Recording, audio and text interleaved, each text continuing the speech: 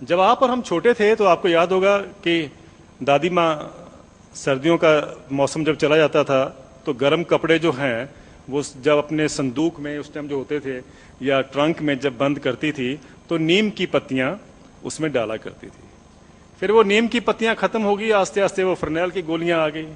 अब तो मुझे पता नहीं क्या करते हैं, लेकिन वो नीम के जो गुण थे, ये क्या कारण है कि हमारे ही बैकयार्ड में एक ऐसा पेड़ था जो कि सब चीजों में आपका सोल्यूशन था, लेकिन हमने उसको भी इग्नोर किया।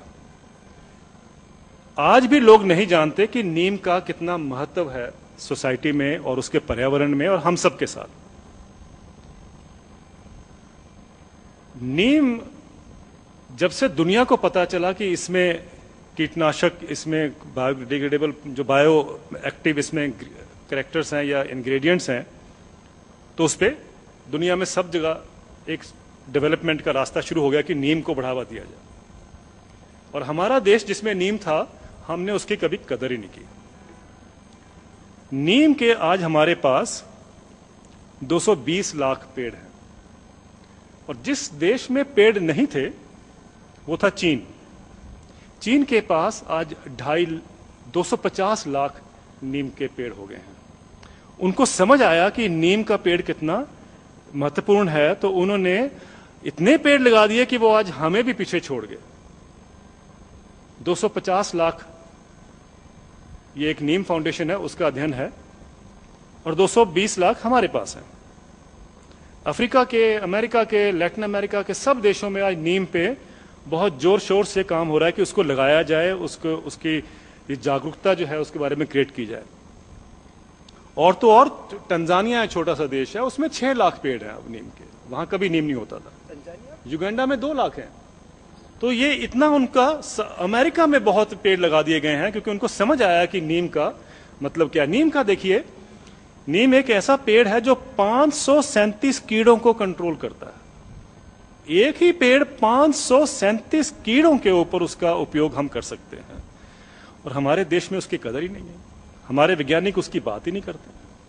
इसका मतलब साफ है कि कहीं इंटरेस्ट और है जिसकी हम बात करते हैं कि पैदावार को कैसे बढ़ाया जाए या चीजों को कैसे सुरक्षित रखा जाए, लेकिन जो हमारे पीछे पिछवाड़े में जो पेड़ लगा है उसकी हमें कदर नहीं। और तो और इसका एक और बड़ा अच्छा अध्ययन है कि नीम के पेड़ के नीचे अगर आप देखें तो अगर आप धूप में बैठे हैं नीम के पेड़ के नीचे तो 10 डिग्री का टेम्परेचर का फर्क होता है। मैंने भी कभी ख्याल नहीं किया जब तक मैंने ये पढ़ा नहीं।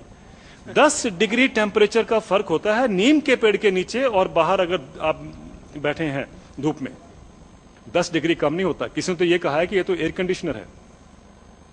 यानी कहने का मतलब यह है कि अगर हम इस पौधे को, इस पेड़ को हम खूब लगाते हैं और 250 साल तक ही चलता है। एक लगा दीजिए पेड़ तो लंबी उसकी उम्र इतनी है कि 250 साल तक वो आपके पास खड़ा है।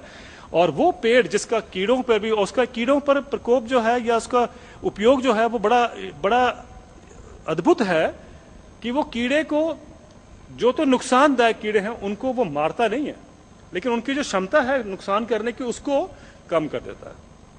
लेकिन जो अच्छे कीड़े हैं उनको बढ़ावा भी देता है। ये बड़ी अद्भुत बात है, कभी नहीं होता ये। आमतौर पे दवाई जो है वो नुकसान करती है अगर नुकसान करने के लिए है, और आपको फिर विटामिन लेने पड़ेंगे आपकी अपनी सेहत के लिए, पर वो दोनों काम करता है। अहिंसक है।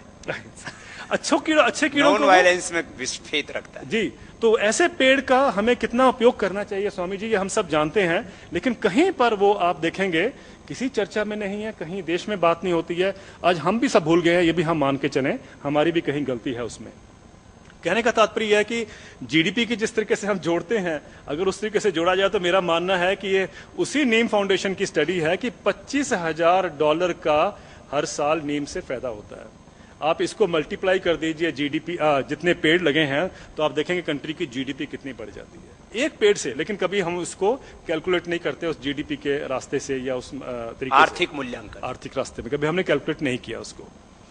तो दो मैंने आपके सामने उदाहरण ये इसलिए रखे कि देखिए, एक हमारे पास सब कुछ था, हमने खो दिया, और जो हमने बाहर से जो लेके आए उसका इतना दुष्परिणाम था कि हम उसका उपयोग करके बहुत खुश होते हैं कि हमारी यहाँ पर पैदावार बढ़ी और इससे हमें फायदा हुआ है।